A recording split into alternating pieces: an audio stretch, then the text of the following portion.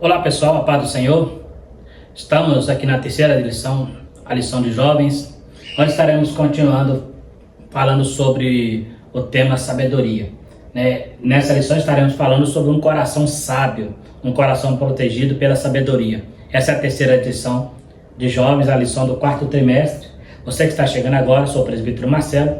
Quero convidar você a estar se inscrevendo no meu canal, para juntos estarmos estudando essa importante lição. Também, se você gostar do vídeo, está compartilhando, dando seu joinha para estar nos ajudando, ativando o sininho para receber as notificações. E se tiver alguma dúvida, tem toda a liberdade de estar também perguntando nos comentários. Então, estaremos começando essa lição, que será ministrada no dia 20 de outubro de 2024. É uma lição voltada para classes jovens, mas ela alcança, na verdade, todos. Só que o livro de Provérbios, como nós já estudamos, é um livro que foi escrito para orientar a juventude sobre como viver uma vida de sabedoria.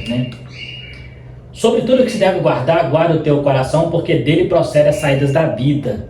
Quando cultivamos as virtudes da palavra de Deus, protegemos o nosso coração.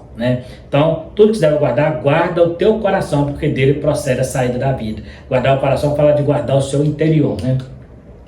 O objetivo da lição: apresentar o conceito bíblico de coração, compreender que precisamos proteger o nosso pensamento e saber que é preciso guardar as emoções e sentimentos. Então, esse é o objetivo da lição, os objetivos práticos que nós vamos aprender no decorrer. Vamos aprender o conceito bíblico de coração, protegê-lo e como guardar as emoções e sentimentos.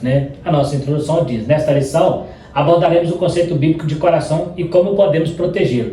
Estudaremos a amplitude do termo com o objetivo de responder como podemos atender ao apelo desta lição: proteger o coração. Então nós vamos ver dentro desse texto aí sobre o coração. Conceito bíblico de coração, compreendendo Provérbios capítulo 4. Aqui a sabedoria está na figura de um pai que orienta seu filho, ensinando a palavra. O filho deveria escutar o seu pai, porque o que estava sendo ensinado é boa doutrina. Ensinar pelo preceito é bom, mas o exemplo fala sempre mais alto. Como o pai Salomão chama seus filhos a não apartar a sabedoria, mas guardar no coração. Então eu mostrei aqui que a gente precisa ensinar. No caso do pai, o exemplo aqui que o escritor dá é de um pai corrigindo o filho e fala que o filho não deve apartar do ensinamento, porque é uma boa doutrina. É importante entender que essa boa doutrina, para ser ensinada, ela vai ter muito mais efeito se o meu filho, se aquele que eu estou ensinando vê essa prática na minha vida. Porque às vezes eu estou ensinando algo, quando a pessoa olha para a minha vida, assim, mas ele não pratica. Então isso tira um pouco a credibilidade daquilo que eu estou ensinando. Então é importante, antes de eu ensinar qualquer coisa, eu ser um praticante, eu ter não somente uma teoria, mas uma experiência de vida naquela área, para que as pessoas venham olhar, porque a minha experiência, ela vai falar muito mais alto do que a minha teoria. A minha vida fala muito mais alto do que as minhas palavras. Então, é isso que precisamos entender para que nós possamos ensinar bem. Biologicamente, sabemos que o que comanda o nosso sentimento é o cérebro. O coração é apenas um órgão cuja função é bombear o sangue, porém na Bíblia o coração tem uma conotação figurada, sendo comparado ao centro de nossos sentimentos e vontades. Biblicamente falando, devemos proteger o nosso coração. Isso fala de nosso interior. Então, nós vemos aqui que é uma figura de linguagem, quando fala guardar o teu coração, o coração nada mais é do que um órgão do corpo que tem a função de bombear o sangue, assim como o cérebro é aquela parte que comanda todo o seu organismo. Então, tudo que acontece no seu corpo é comandado pelo cérebro. Mas como estamos dentro de um conceito bíblico, a Bíblia usa o coração como centro das nossas emoções. Então, essa conotação está dentro do conceito bíblico. Agora, biologicamente, se eu falar de onde parte todas as nossas intenções, todo o nosso pensamento, todos os nossos desejos, parte tudo do nosso cérebro, que o cérebro é que comanda todo, inclusive o próprio coração. Protegendo o pensamento. O que é proteger? Uma maneira de proteger o pensamento é ocupar ele com algo que seja frutífero, proteger com algo que seja saudável. Nós temos aqui o sábio exorta, no versículo 20, a atentar para o que está sendo ensinado. Então, proteja o teu pensamento com um ensinamento bom, como falando, com uma boa doutrina. Ele manda apartar os olhos, tirar o olho daquilo que pode te prejudicar e guardar no coração. Isso porque a nossa tendência é ficar desatento às lições que aprendemos. É muito comum quando a gente está aprendendo algo, a gente desvirtuar a mente. Quando você está lendo um livro didático, por exemplo, tem hora que você precisa voltar para ler alguma coisa, que uma coisinha que passou do lado ali te tirou sua atenção. Então, se você quer realmente aprender, você precisa ter a mente presa naquele ensinamento, né? Então, isso que está dizendo aqui, você tem que se prender naquele ensinamento, né? Os olhos e o coração aqui fazem parte de um quadro de mente atenta e sensibilidade para o aprendizado espiritual.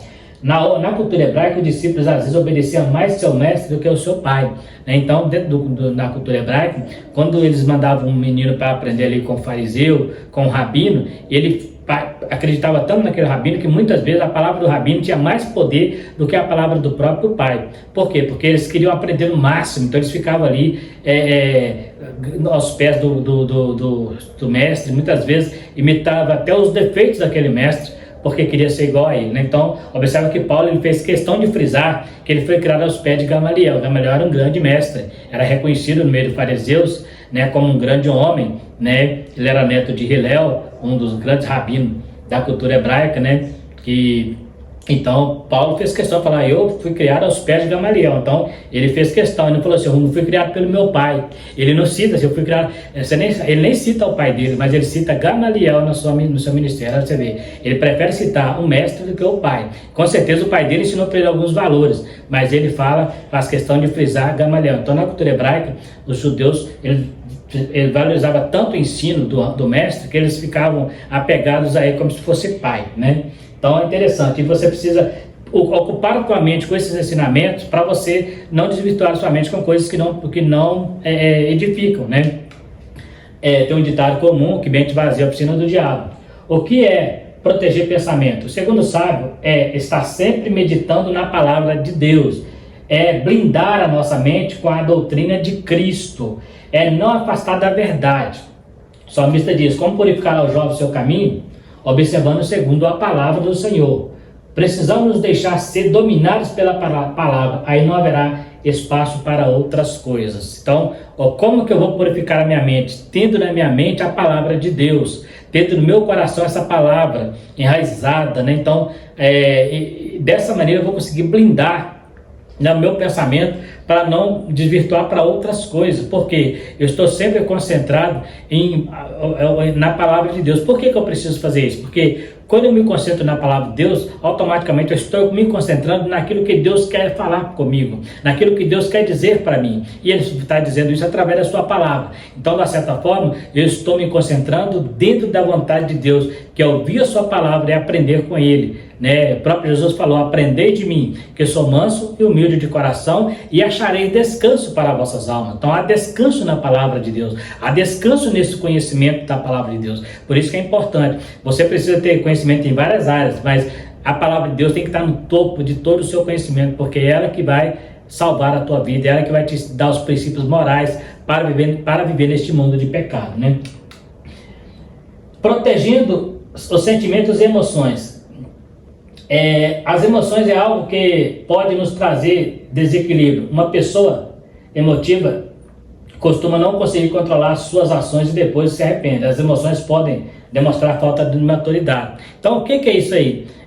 Uma pessoa emotiva, aquela pessoa que, dependendo da situação, ele se explode, né? Tem música mais calmo. Então, eu preciso ter cuidado para proteger essas emoções e sentimentos, para que elas não venham acarretar, né, algo na minha vida que depois eu vou me arrepender. Quantas pessoas agem no calor da emoção e depois se arrepende, né? Não parou para pensar. Então eu preciso pedir a Deus, me dê esse equilíbrio, né? Nós temos um fruto do Espírito chamado, uma qualidade do fruto do Espírito chamado domínio próprio. Então muitas vezes é melhor você ter um domínio próprio do que você ficar eufórico demais e falar aquilo que não devia, né? Falar pelos cotovelos e depois se arrepender drasticamente daquilo que você diz, e você vai sempre dizer, se eu tivesse pensado mais, se eu tivesse pensado melhor, ou seja, você não protegeu suas emoções, né?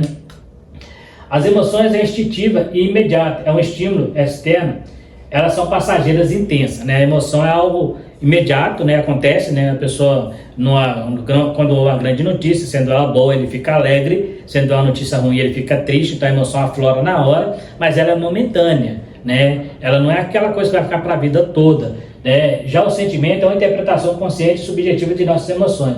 No sentimento, os sentimentos são mais complexos e profundos, ou seja, sentimento é algo que você carrega, né? Por exemplo, uma coisa é você ficar com raiva de alguém, outra coisa é você guardar essa raiva no coração. O sentimento de raiva, a Bíblia fala, você pode irar, mas não coloca o sol sobre a ira. Se você colocar o sol sobre a ira, aquela emoção que provocou um ódio, ela vai virar um sentimento, e isso vai te matar, né? Vai te prejudicar. Então é importante entender, a emoção ela é mais momentânea, o sentimento é mais intenso, né? É mais enraizado, é mais difícil inclusive de ser curado, né? A emoção não, a emoção é algo que você se cura muito fácil, né? Agora o sentimento, quando ele parte para o seu coração, é mais difícil. Então por isso tem que tomar cuidado, eu tenho que proteger as minhas emoções e meus sentimentos, né?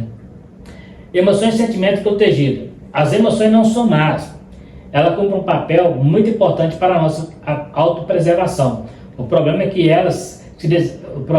se elas se desequilibram, toda a vida também fica desequilibrada. Então tá vendo? A emoção ela não é uma coisa ruim. O perigo é quando você desequilibra, né? Você perde o equilíbrio dessas emoções e deixa elas te dominarem. É como falamos em lições anteriores sobre aquela pessoa que recebe o dom espiritual e ele começa a perder o controle, né? Aquilo que era para ser algo saudável, inteligente, passa a ser algo complicado. As pessoas começam a achar estranho certos comportamentos que a gente vê inclusive no meio neopentecostal, pessoas, né, que recebem o Espírito Santo e faz coisas que quando você vai para a Bíblia não tem nada a ver com o mover do Espírito, tem a ver com a emoção, com a infantilidade, com a meninice. Então é muito perigoso a gente não conseguir controlar nossas emoções, né? Pode fazer coisa que depois você vem a arrepender e falar assim, eu não fui maduro. Então a emoção desequilibrada, ela produz imaturidade, ela te mostra que você é uma criança e que precisa crescer, precisa amadurecer. Por isso você precisa controlar as suas emoções, né? É fácil? Não é,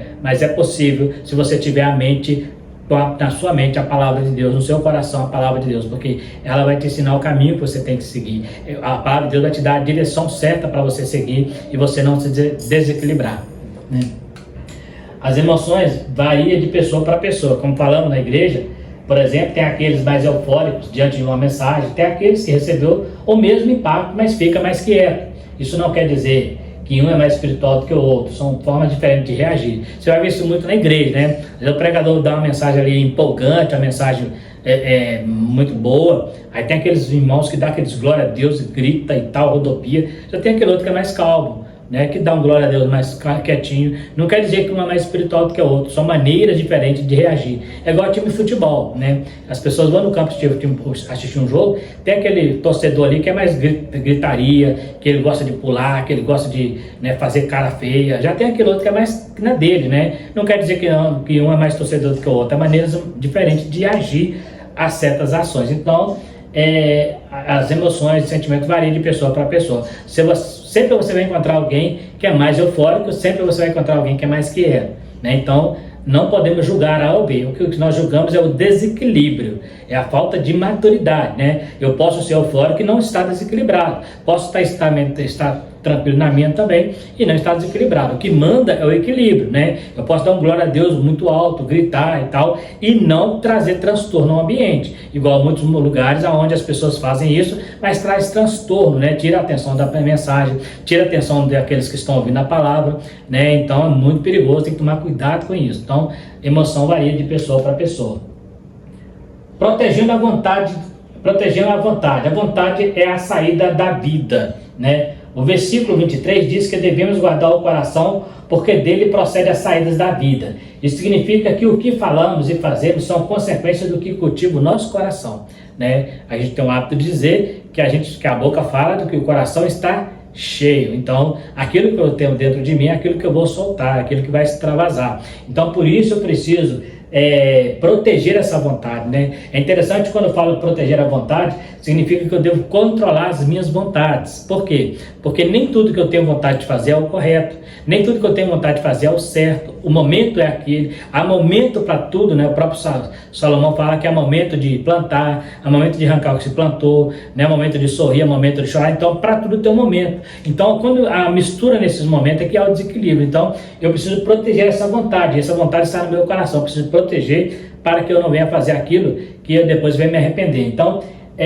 isso significa que falamos e fazemos, o que falamos e que fazemos são algo que nós cultivamos no coração. Então, se você cultiva inveja, é isso que você vai extravasar. Se você cultiva arrogância, orgulho, vaidade, é isso que vai sair. Se você for uma pessoa humilde, nem precisa você falar, as pessoas vão perceber pela sua maneira de agir que você é humilde, né? Humildade é algo que não precisa você falar que é muito, aparece, né? A pessoa, quando tem que falar que ele é humilde, significa que ele não é humilde, porque seu coração, um coração humilde, as pessoas percebem. Nossa boca falará o que está em nosso coração, nossos olhos olharão de acordo com o que está no coração, nossos passos serão bem ordenados ou mal ordenados de acordo com o que está no coração. Do coração emerge a nossa vontade, né? A nossa vontade. Então observe que tudo que acontece está relacionado ao nosso coração. A minha boca vai falar o que o meu coração está vendo, né? Está sentindo. Os meus olhos vão olhar aquilo que o meu coração está desejoso, né? E o meu andar também será dominado. Quando falamos coração, voltamos lá atrás, onde falamos que o cérebro comanda isso aí, mas na conotação bíblica, o coração comanda esses comportamentos. Então, de acordo com o meu andar, revela quem sou eu no meu coração, né? Da vontade geramos ação, né? Quando eu tenho vontade de fazer algo, ela gera uma ação. Por isso que eu tenho que tomar cuidado, nem toda vontade vai gerar uma boa ação. Tem vontade que vai gerar uma má ação, então eu preciso pesar essas vontades, né? Nossa vontade de ação serão base do nosso pensamento e sentimento. A nossa vontade de ação serão boas se o nosso pensamento e sentimento foram bons. Então lembra que eu falei? Então eu preciso entender, essa vontade é boa, meu pensamento vai ser bom, meu caminho vai ser bom, a minha presença vai ser boa. Mas se o meu pensamento for ruim, se o meu coração estiver com coisa ruim, é isso que eu vou semear. Não só vou semear, como também vou colher, né? Então precisamos ter esse cuidado com proteger essa vontade que é o nosso coração. Vontade protegida. Romanos 8 nos ensina que a inclinação do Espírito é vida e paz. E os que são guiados pelo Espírito Santo são verdadeiros filhos de Deus. Dessa maneira, o Espírito Santo, mediante a palavra de Deus, nos levará a desejar tudo, a fazer tudo o que glorifica o nome de Jesus. Paulo falou que tudo me é lícito, nem tudo me convém. Então, se eu sou guiado pelo Espírito Santo, como ali fala o texto, significa que a minha vida é protegida pelo Espírito Santo. E se eu sou guiado pelo Espírito Santo, minha vida é protegida pelo Espírito Santo, tudo que eu fizer vai glorificar a Cristo, direta ou indiretamente, né? Não quer dizer que tudo que eu faço vai glorificar diretamente, mas direto ou indiretamente, tudo que eu fizer vai fazer as pessoas olhar para mim e ver algo diferente, vai ver o meu caráter vai mostrar a luz de Cristo em mim, né? Isso no emprego, na escola, onde eu tiver, alguém pode nem perceber que eu sou evangélico, mas falar que a camarada é uma boa pessoa, ele é um bom aluno, ele é um bom funcionário, né? Ele nem sabe às vezes que a pessoa é crente, mas já sabe que ele é bom. Então, é através disso aí que vai chegando até o ponto máximo, que é bom porque serve a Deus, porque vive a palavra de Deus. Então, se eu ouvir a palavra de Deus só produz coisas boas, e vai produzir coisas boas na minha vida, e isso vai repercutir na minha luz lá fora, né? Então, desejando as coisas do Espírito, podemos falar das do Espírito e fazer as coisas do Espírito. Então, essa vontade está alinhada à vontade do Espírito Santo. Tudo está no coração, começando pelo pensamento, passando pelo sentimento e chegando à vontade.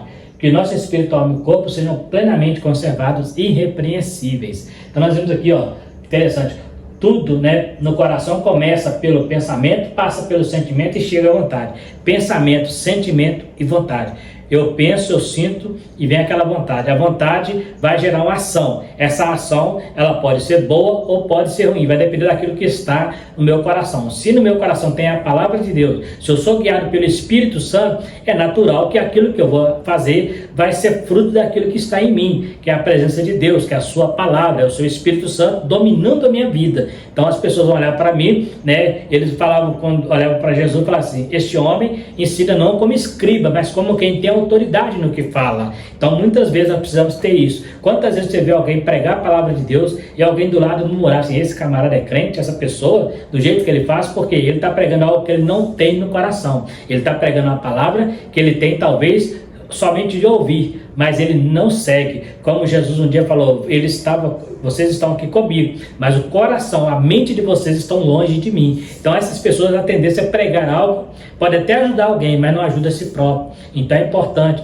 que nós sejamos, né, deixamos o coração, esse pensamento passar pelo sentimento e chegar à nossa vontade, e a nossa vontade ser controlada pelo Espírito Santo, ser controlada pelo dom do Espírito Santo. Nós temos, como eu falei, o fruto do Espírito Santo, que é o equilíbrio, né? É o domínio próprio. Então, nem tudo que eu der na teu eu tenho que falar, eu tenho que dizer, eu tenho que fazer. Tem coisa que eu preciso pensar, né? Tem coisa que eu preciso recuar, né? Nós gostamos de dizer que o carro ele tem as marchas, mas ele tem uma marcha, que é a marcha reta. Tem hora que eu preciso recuar, tem hora que eu preciso entender que não é o momento de eu avançar, né? Tem hora que é o momento de eu ficar na posição de defesa e não de ataque. Por quê? Porque isso é sábio, isso é sabedoria, isso é inteligência. Nós falamos na lição anterior que muitas vezes há muito mais sabedoria no silêncio do que na multidão de palavras. Então eu preciso ter esse cuidado, né? Então a vontade de Deus na minha vida, se eu sou guiado pelo Espírito, eu vou ser irrepreensível, né? Não vai ter como alguém ficar me repreendendo, me chamando a atenção,